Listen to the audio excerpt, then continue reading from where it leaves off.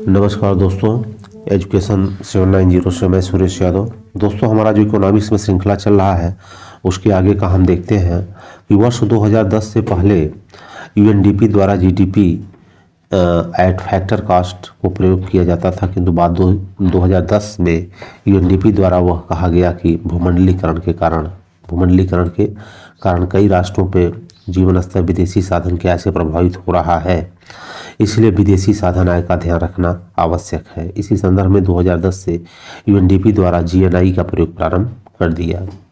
UNDP द्वारा शामिल किए जाने वाले सभी राष्ट्रों को जीएनआई को अमेरिकन डॉलर में बदला जाता है। किसमें बदला जाता है? अमेरिकन डॉलर में बदला जाता है। अब देखिए, मानव विकास रिपोर्ट 2016 का डाटा है, तो यह पुराना है, इसको हम नया डाल देंगे। लेकिन संयुक्त राष्ट्र विकास कार्यक्रम 14 सितंबर 2018 में जारी की गई थी। युवा जनसंख्या के अवसर नियोजन, कुल देश इसमें कितने शामिल थे? 189।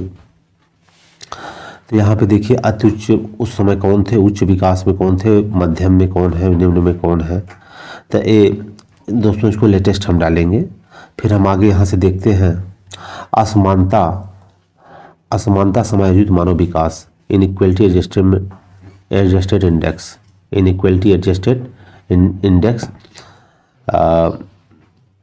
अब इसमें हम देख लेते हैं, तो इसे 2010 से प्रारंभ किया गया और कहा गया कि विषमताएं जीवन की गुणवत्ता पर विपरीत प्रभाव डालती हैं। ऐसी अवस्था में एसडीआई का समायोजन आवश्यक है। विषमता समायोजन एसडीआई निकालने के लिए एसडीआई में शामिल किए गए प्रत्येक मानक को लेकर संबंधित राष्ट्रों की विषमताओं का पता लगाया जाता है एवं उनके आधार पर एसडीआई के मूल्यों का समायोजित जाता है। उदाहरण के लिए भारत का वर्ष 2017 का एसडीआई जो वर्ष 2018 में जारी किया गया 0.64 है। तो यदि इसमें विषमताओं को समाहित किया जाए तो एसडीआई मूल्य 0.468 आएगा। इस प्रकार विषमताओं के कारण भारत का एसडीआई मूल्य 26.8% नीचे चला जाता है। अब देखिए, इसमें लैंगिक विकास सूचकांक में जीडीआई जो है जेंडर डेवलपमेंट इंडेक्स, तो जीडीआई वर्ष 1995 यूएनडीपी द्वारा विकसित किया गया था। लैंगिक दृष्टि से क्या है? लैंगिक दृष्टि से एसडीआई को बेहतर सूचकांक में स्त्री एवं पुरुषों के मध्य मानव विकास और भिन्नता के स्तर का पता लगाना संभव बनाता है। अर्थात यह मानव विकास के स्तर के सटीक पहचान करवाता है, इसीलिए समान विकसित सूचकांक भी कहा जाता है। इसे निम्न सूत्रों द्वारा ज्ञात किया जाता है, जैसे लैंगिक विकास सूचकांक में महिलाओं हेतु मानव विकास सूचकांक, बाई पुरुषों हेतु मानव विकास सूचकांक। अब जीवन का भौतिक गुणवत्ता सूचकांक, physical quality of life index, ये कुछ ऐसे इंपॉर्टेंट दोस्तों जहाँ से कि प्रश्न बनता है। स्टेट कमीशन में सारे जो है स्टेट पब्लिक सर्विस कमीशन है, वहाँ पे प्रश्न बनता है, तो ये चीज़ें ध्यान से देख लीजिएगा। 2 से 3 बार देखेंगे आपको बस याद आ जाएगा। जीवन का भौतिक गुणवत्ता सूचकांक, जीवन के भौतिक गुणवत्ता सूचकांक के प्रतिपादन का श्रेय संयुक्त राज्य अमेरिका की निजी संस्था ओवरसीज विकास परिषद को दिया जाता है। इस सूचकांक के विभिन्न देशों को उनकी उपलब्धियों के आधार पर 1 से 10 तक सूचकांक प्रदान किए जाते हैं। सूचकांक निम्नलिखित चरणों पर निर्भर करता है, जैसे साक्षरता, जन्म के समय जीवन प्रत्याशा और शिशु मृत्यु दर। ये तीनों फैक्ट है, याद रखिएगा। कई बार ये पूछ लेता है कि सूचकांक में कौन सा चरण नहीं शामिल है, तो ये 3 दिया रहेगा, एक और रहेगा, तो ध्यान रखिएगा। जैसे साक्षरता, जन्म के समय जीवन प्रत्याशा, शिशु मृत्यु दर। देखो दोस्तों, मैं जस्ट किताब रीडिंग ही कर रहा हूँ, लेकिन इसमें वहाँ मैं हाईलाइटेड करते जा रहा हूँ जहाँ से प्रश्न बनता है, क्योंकि कई बार खुद पढ़ने पे हम उचित ध्यान नहीं दे पाते किस चीज़ में हम ज़्यादा फोकस करें। और दोस्तों, अगर वीडियो अच्छी लगे रही तो हमारे चैनल को आप सब वीडियो को लाइक करिएगा, चैनल को सब्सक्राइब अवश्य करिएगा। आगे हम देखते हैं कैसे इसकी फार्मूला को निकालते हैं। तो अब देखिए, इसमें जो है PQLI ब्रैकेट में 1/3 LEI plus BLI plus IMI, 3 से 4 बार देख लेंगे तो आपको याद हो जाएगा। तो इसमें देखो, LEI जो है जीवन प्रत्याशा सूचकांक है, एक मौलिक साक्षरता सूचकांक है, और तीसरा है शिशु मृत्यु सूचकांक। इन्हीं सही आधार पे निकाला जाता है गुणवत्ता को। अब देखिए, नेक्स्ट है साक्षरता से आशय। किससे? साक्षरता से आशय किसी देश की कुल जनसंख्या में साक्षर लोगों के प्रतिशत से है। इस सूचकांक के अनुसार उच्च मानव विकास की दशा में जीवन प्रत्याशा अधिक होनी चाहिए और शिशु मृत्यु दर कम होनी चाहिए तथा साक्षर लोगों का प्रतिशत अधिक होना चाहिए। यह विकास का सूचक है क्योंकि इसके उच्च आय तथा उच्च सुविधाओं की आवश्यकता होती है। ये ध्यान रखिएगा, इस सूचकांक में क्या होता है, उच्च मानव विकास की दशा होनी चाहिए। अब लिंग आधारित विषमता सूचकांक, gender based inequality index, gender based inequality index. तो इसमें देख लेते हैं कि लिंग आधारित विषमता सूचकांक, लिंग आधारित विषमता सूचकांक महिला एवं पुरुष वर्ग के अलग अलग शिक्षा सूचकांक, जीवन प्रत्याशा सूचकांक तथा आय सूचकांक का औसत होता है। अब लिंग आधारित विषमता सूचकांक क्या क्या है, 1/3 जीवन प्रत्याशा सूचकांक प्लस शिक्षा सूचकांक और इसमें क्या है प्लस आय सूचकांक। देखिए तीनों को इसमें शामिल किया गया है, तीनों को जोड़ करके 1/3 से डिवाइड कर देते हैं। तो लिंग आधारित विषमता सूचकांक आ जाता है। लिंग आधारित विषमता सूचकांक की रचना के लिए सर्वप्रथम जन्म के समय महिला तथा पुरुष को अलग अलग जीवन प्रत्याशा ज्ञात किया जाता है। महिला की जीवन प्रत्याशा को आधार के रूप में लिया जाता है जिससे यह पता चल सके कि वे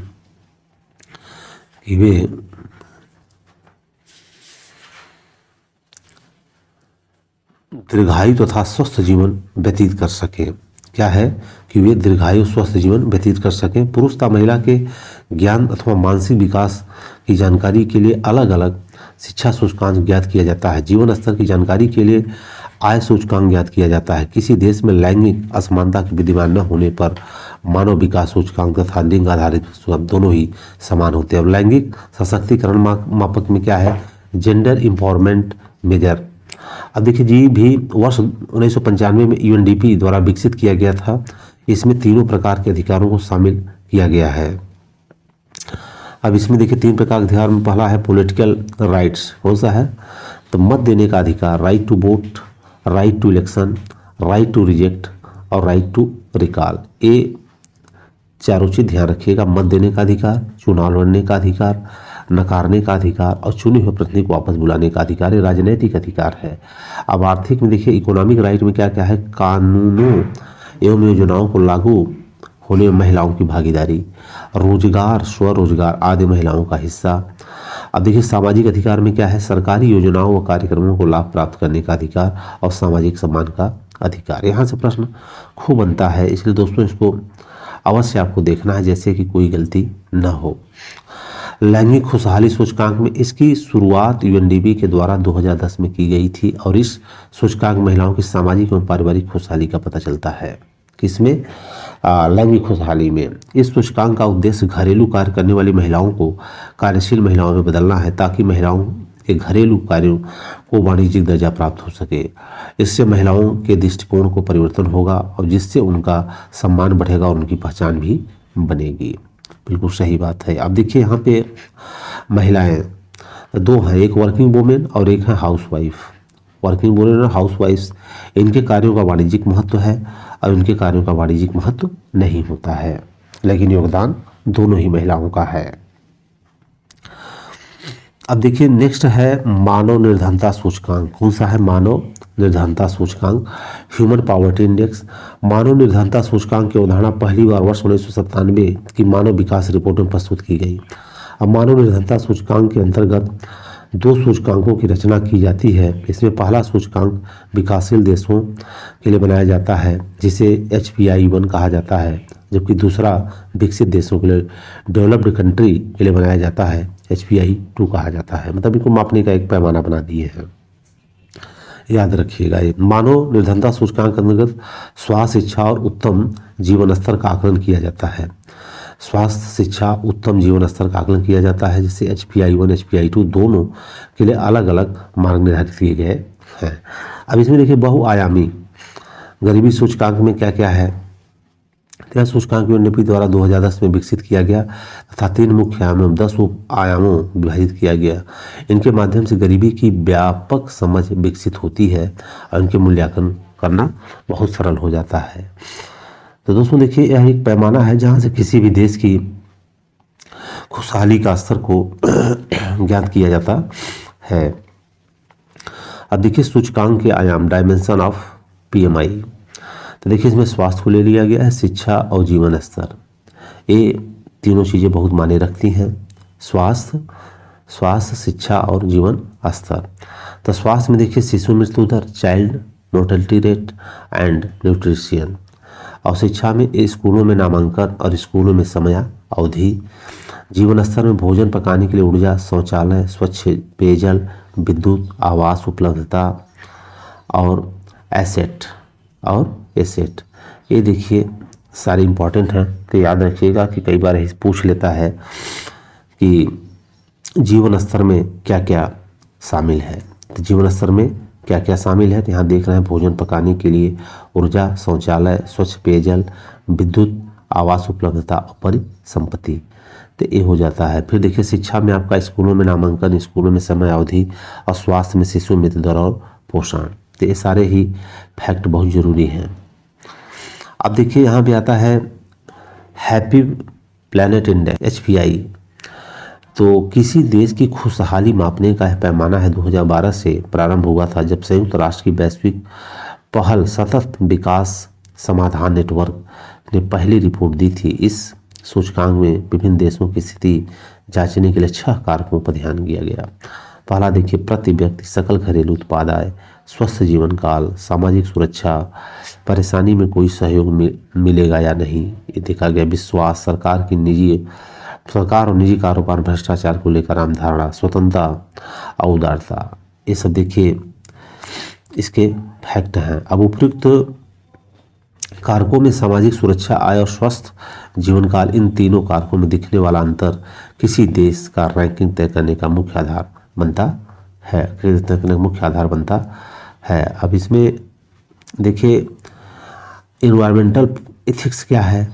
एनवायरमेंटल एथिक्स तो पर्यावरणीय नैतिकता व्यवहारिक नीति शास्त्र की एक शाखा है। इसका तात्पर्य है कि मानवीय मूल्यों और नैतिक सिद्धांतों के आधार पर मनुष्य एवं उसके पर्यावरण के मध्य संबंधों की ऐसी व्याख्या से है जिसमें पर्यावरणीय नियम एवं सिद्धांत भी शामिल होते हैं। इसके माध्यम से व्यक्ति के स्वकर्तव्य का बोध होता है। मनुष्य को अगर सतत विकास के लक्ष्यों को प्राप्त करना है तो मनुष्य के लिए पर्यावरण की रक्षा एवं नैतिक जिम्मेदारी बनती है। यहीं से पर्यावरणीय नैतिकता का शुरुआत होती है, जो पर्यावरणीय संरक्षण पर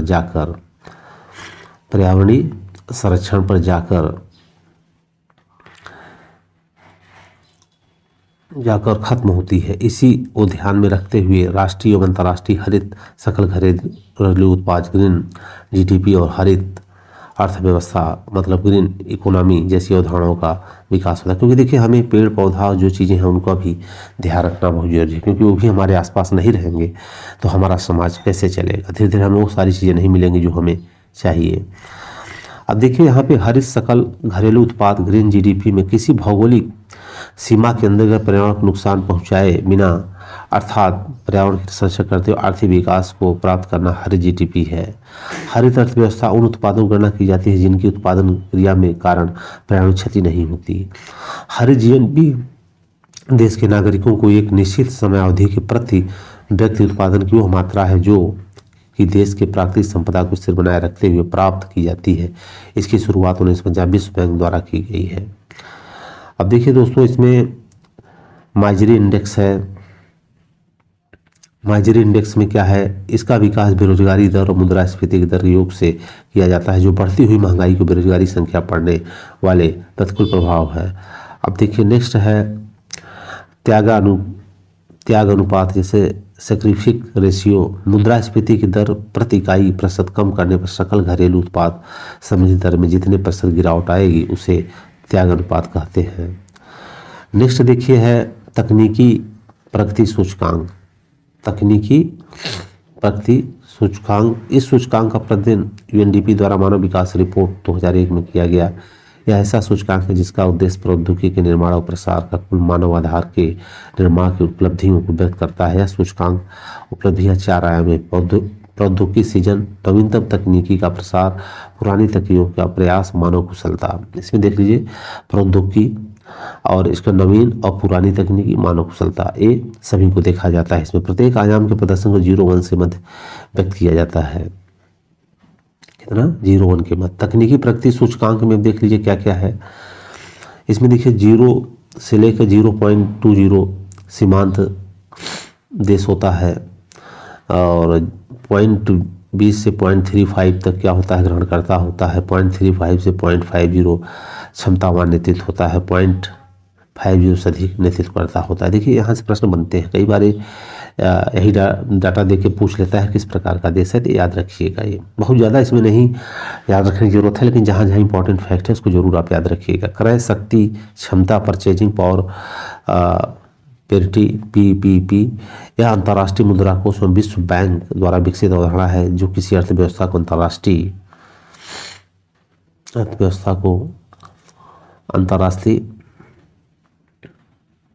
क्रय शक्ति किसी अन्य अर्थव्यवस्था के परिप्रेक्ष्य में आकलित करती है। वर्तमान में अमेरिका डॉलर को निरूपित किया जाता है। इसकी गणना हेतु नई विनिमय दर निकाली जाती है। यह देखा जाता है कि कुछ निश्चित वस्तुओं के टोकरी बास्केट में यूएस डॉलर कितने में खरीदता है और उस टोकरी संबंधित देश की मुद्रा कितने मूल्यों में खरीदा जाता है। इन दोनों मुद्राओं की मात्रा बराबर मानकर विनिमय दर प्राप्त किया जाता है। ये सब देखिए उनके तरीका है कैसे निकालते हैं। जीवन स्तर का व्यक्त करने के लिए प्रयोग में लाए जाने वाले आधुनिकतम माप को क्रय शक्ति समता के नाम से जाना जाता है और इसके अंतर्गत व्यापारिक एवं गैर व्यापारिक दोनों प्रकार की वस्तुएं सम्मिलित की जाती हैं।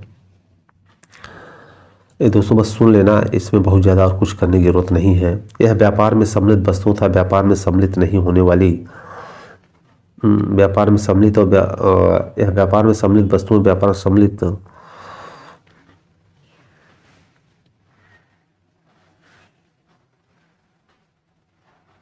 यह व्यापार में सम्मिलित वस्तुओं व्यापार सम्मिलित नहीं होने वाली वस्तुओं दोनों प्रकार की कीमतों पर निर्भर करती है।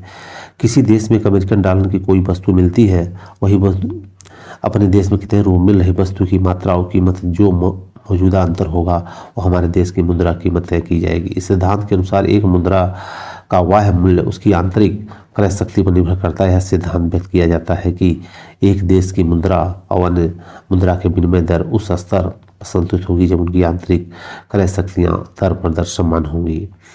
अब आगे देखिए इसमें दिया है जो कि डॉलर की क्रय शक्ति किसकी। अब देखो डॉलर की क्रय शक्ति भारत में कीमत सूचकांक और रुपए क्रय शक्ति अमेरिका में कीमत सूचकांक। पीपीपी आधार पर भारत तीसरी सबसे बड़ी अर्थव्यवस्था। 30 अप्रैल 2024 विश्व बैंक के इंटरनेशनल कंपैरिजन प्रोग्राम द्वारा जारी रिपोर्ट के अनुसार क्रय शक्ति क्षमता परचेजिंग पावर प्रायोरिटी की दृष्टि से 2011 के आंकड़ों के आधार पर भारत अब विश्व की तीसरी सबसे बड़ी अर्थव्यवस्था बन गया है। इसके संदर्भ में जापान को पीछे छोड़ दिया है। ये और डाटा पुराना है दोस्तों, इसको लेटेस्ट हम प्रोवाइड करेंगे आपको। वर्ष 2011 में पीपीपी के आधार पर जीडीपी भारत की भागीदारी 6.4% रही। विश्व बैंक के अनुसार 2016 में PPP के आधार पर चीन प्रथम, संयुक्त राज्य अमेरिका दूसरे, भारत तीसरे पे रहा। प्रति व्यक्ति जीडीपी के आधार पर भारत विश्व में ये रहा। डाटा भी चेंज हो चुका है तो इस डाटे के बाद बता देंगे आपको, ठीक है। अब देखिए इसमें है विनिमय दर आधारित वैश्विक जीडीपी। विनिमय दर आधारित वैश्विक जीडीपी भारत का भाग वर्ष 2011 में 2.7% का स्तर पर ही था, जबकि अन्य संदर्भ में शीर्ष 3 स्थानों पर रहा। और इसमें देखिए कौन कौन थे, अमेरिका, चीन और जापान। अमेरिका, चीन और जापान। तो दोस्तों आज हमारा टॉपिक था इंडियन इकोनॉमी का, कुछ इम्पॉर्टेंट पहलू थे। तो दोस्तों यहाँ से प्रश्न काफ़ी बनता है, तो अगर वीडियो आप सबको अच्छा लगा है तो इसको अवश्य लाइक करिएगा और दोस्तों में शेयर करिएगा और चैनल का आप सब सब्सक्राइब करिएगा, जिससे हमारा मोटिवेशन बना रहता है। तो दोस्तों आज के लिए बस इतना ही। जय हिंद, जय भारत। फिर मिलेंगे हम नेक्स्ट वीडियो के साथ।